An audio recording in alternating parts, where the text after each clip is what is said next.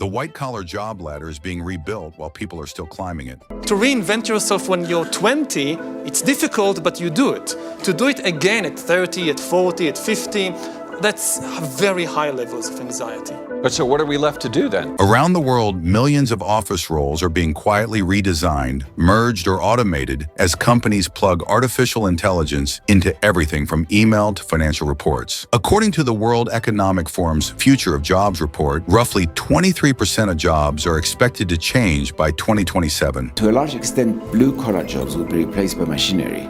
Bank teller, receptionists, customer service, drivers, and even radiologists, relatively high-end, more complex jobs are going to eventually get replaced over the next 15 to 20 years. 69 million new roles created and about 83 million eliminated. For entry-level professionals, that shift doesn't feel abstract. It shows up as fewer junior openings, longer application processes, and job descriptions that already assume you can manage or work alongside AI tools. In other words, the jobs that used to be the first rung on the ladder are turning into something else or disappearing altogether. AI used to live in the background, quietly sorting data or crunching numbers. Now, generative AI systems can read documents, summarize meetings, draft emails, write code, and even suggest business decisions. McKinsey estimates that current AI technologies could eventually automate tasks that absorb 60% to 70% of employees' working time in certain knowledge worker roles. That doesn't mean 70% of people vanish, but it does mean that large chunks of what junior staff used to do are now handled by software. Customer support is one of the clearest examples.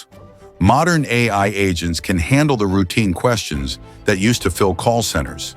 Password resets, billing issues, tracking numbers, return policies. Studies suggest AI chatbots can now resolve the majority of standard customer queries on their own, often covering 70 to 80% of routine requests before a human ever needs to step in. For a company, that means fewer entry-level reps answering the same questions all day and a smaller pipeline of people gaining experience in those roles. The same pattern is spreading into law. Tools like Do Not Pay and other AI-assisted legal services can draft letters, generate basic legal documents, and guide users through consumer issues such as parking tickets, airline disputes, and small claims. The founder of Do Not Pay says the platform has already helped in more than 1.5 million cases, saving users millions of dollars in legal fees. These are precisely the kinds of straightforward, document-heavy tasks that used to be given to junior paralegals and first-year associates. Zoom out, and the numbers become even more striking. The World Economic Forum expects tens of millions of roles to be automated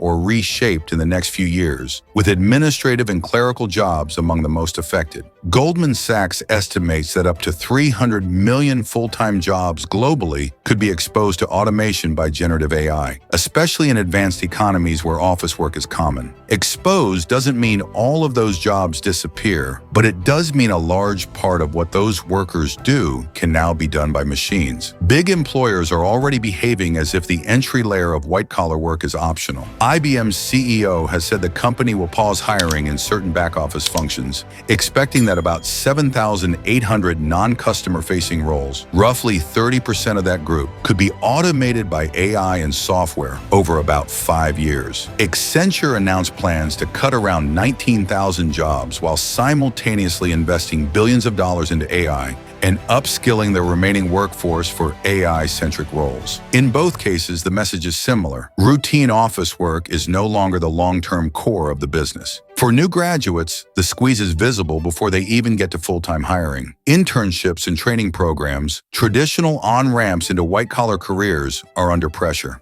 Data from the National Association of Colleges and Employers shows that employers have been extending fewer full-time offers to their interns, with conversion rates falling to the lowest levels in more than 5 years, even as many companies say they still value internship programs. At the same time, a Financial Times analysis found that in 20 2025, unemployment for U.S. graduates aged 22 to 27 rose to about 5.8%, higher than the overall national rate near 4% as entry-level hiring cooled. The result is a strange paradox. Companies say they need future leaders with experience, but the classic training ground where people used to gain that experience is shrinking. Routine tasks like data cleanup, basic reporting, transcription, and first-pass research used to be the price of admission to a career. Now those same tasks are being handed to AI. New research from MIT offers another way to visualize what's happening. Using a detailed iceberg index of tasks and skills across the U.S. workforce, researchers estimate that AI already has the technical ability to perform work equal to about 11.7% of U.S. jobs, concentrated in administrative, finance, logistics, and other information-heavy roles. A separate analysis of job postings found that listings involving repetitive cognitive tasks fell by roughly 19%, while postings for AI engineers and similar roles rose by around 11%, suggesting that for every highly specialized AI job created, multiple junior roles performing routine work may never be posted at all. None of this means that white-collar work disappears. In fact, many higher-skilled jobs, those that require judgment, problem framing, leadership, and collaboration, are becoming more valuable as AI handles the predictable parts of the workflow. A recent MIT study on AI in the U.S. labor market found that roles heavily exposed to AI can actually see employment growth when the technology is used to boost productivity rather than simply replace people. The risk isn't that there will be no jobs. It's that the on-ramp to those jobs becomes narrower and steeper. So what does a white-collar bloodbath actually look like in practice? It's not one dramatic moment where millions are laid off overnight. It's a slow rearranging of tasks. AI systems take over the simple pieces, companies post fewer junior roles, internships convert to full-time less often, and early career professionals find themselves competing for a smaller pool of traditional entry-level jobs. Over time,